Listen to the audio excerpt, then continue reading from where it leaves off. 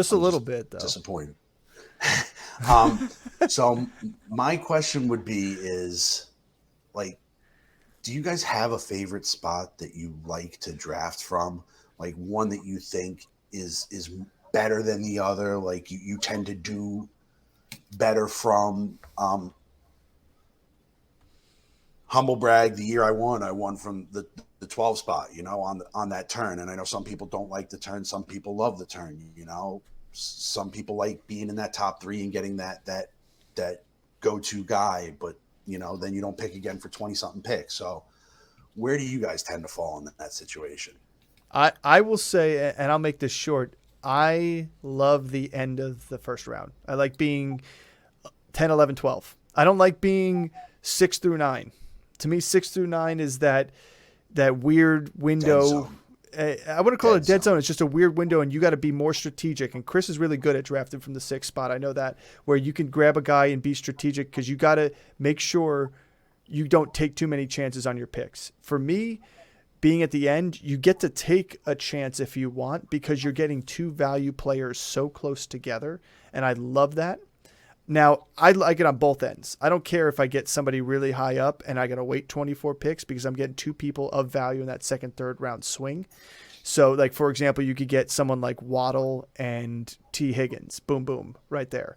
So, like, there's a I lot of feel stuff like you can the do. ADP goes out the window when you're in that position, right? Like That's the whole point. because The you have ADP so long does. before you pick again, the ADP has to go out the window. Like you have to Correct. realize that a guys probably aren't coming back to you.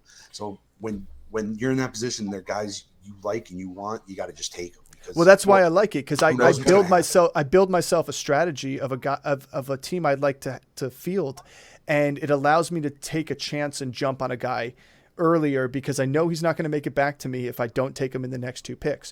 So and plus you also can make an educated guess. If you're at the 10 spot, there's only four more picks before you, and if you know only one of the guys after you has a tight end, and that other guy's probably going to get a tight end here, you look at the board and you're saying, well, I like these next two guys on my list for tight ends. I don't care which one I get. You don't have to stress about taking a tight end before those four picks. You take the guy, on the board you want, and then boom, whoever falls to you. It's a little bit more easily to make that plan and script it on the go as it would be in the middle of the draft. I actually kind of like the inverse of what you guys are saying is if I love drafting from a swing position. So I don't care whether that's 1, 2, 3 or 10, 11, 12. 1, 2, 3 I like because even 4, because you're getting one of those top end guys, and yeah, I'm missing out on all like the second rounder guys, but then I'm getting 2 of the next, 5 picks or something like that. On the swings, what I like to do, instead of you guys saying you're taking a chance on a player, is you're taking a safe pick, right? And then your second pick, you can really go and get whoever dropped you. So you are actually drafting for ADP. You're getting the guys that slide down because there's always going to be guys like that. So like, let's say I'm drafting in the 10 position. I'm going to go and draft my 10th overall player. I'm going to get value at that position, whoever came down to me. But then on the swing around, yeah, I can go and reach for a guy that I might not get in the opportunity to get the next round or the next 2 rounds. But I can also get the guy that fell down, right? So in the mock draft, right, Stephon Diggs fell all the way down to like the fourth or the 10th pick in the second round, Mm-hmm. right? So he went all the way back around. If I'm sitting there at the 10 spot and you get that swing around, it's like, all right, well, Stephon Diggs is here. Like, that's the ADP. There's the value, and he fell to me. So let me go and grab him right there. And then you end up getting 2 guys with a higher draft ADP. I did it last year when Kels dropped all the way down to me in the second round. And it's like, I wanted to get AJ Brown there. Like I really wanted to get him because he's the follow up.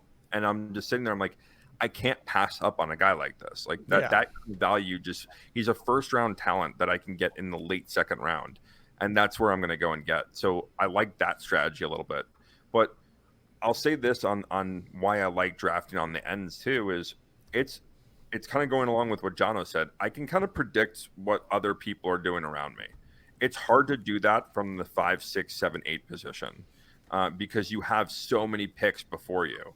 But if I'm sitting at the 10th or like the second pick, like I know who players have, like I know what teams have around me. So if a team has a quarterback and I'm eyeing to get a quarterback in the next 2 rounds, I know I should probably go and grab the guy I want. Same thing with tight end. Same thing with like a high value.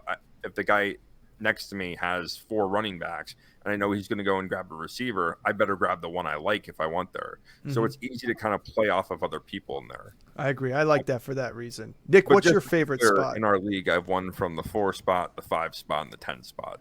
Well, I think Chris kind of nailed everything as far as, first of all, I'll say it with the caveat that you can win out of any position, and we've all said this. Everybody's won from They different. don't win in the draft. Except that when you're in the middle of the draft, you kind of have to let the draft come to you.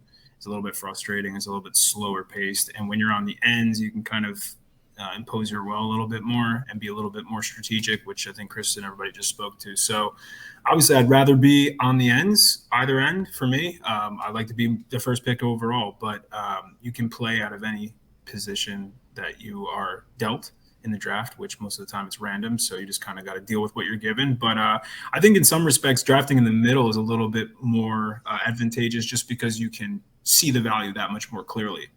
Although you have to wait, like you can see in the beginning of the first, in the middle of the round, you'll see which value comes down to you, and you'll let that inform your decision. And the same thing when it swings around and it swings around and swings around. So the way I like to draft is a little bit different too. In that I was just talking about with Breece Hall or Travis Etienne, I'm not afraid to jump up a round and a half on a person, and I don't think anybody is. If you really like that person, you can go ahead and take them anywhere within the first couple of rounds. Oh, I'm all for that.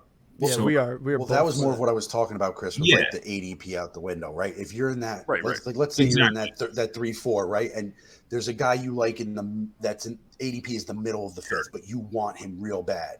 You know he's not getting. You have to Throw throw it out the window and take him in the beginning of that fourth because But Chris, Chris did make a great point though. When you get somebody like Travis Kelce falling to you, or a guy like a quarterback that should have been off the board already, and all of a sudden you're staring you down the barrel, like you're like, I got to take this guy here. So one of those 2 picks on that early swing on the end is going to be absorbed by that fall of the ADP and the value. But I mean, you can do both. Is have the strategy that you have is like, yeah, I can go and reach for a player a round and a half early, or I can go on the flip side and be like, this guy fell to me and has no business being here, and I can take that.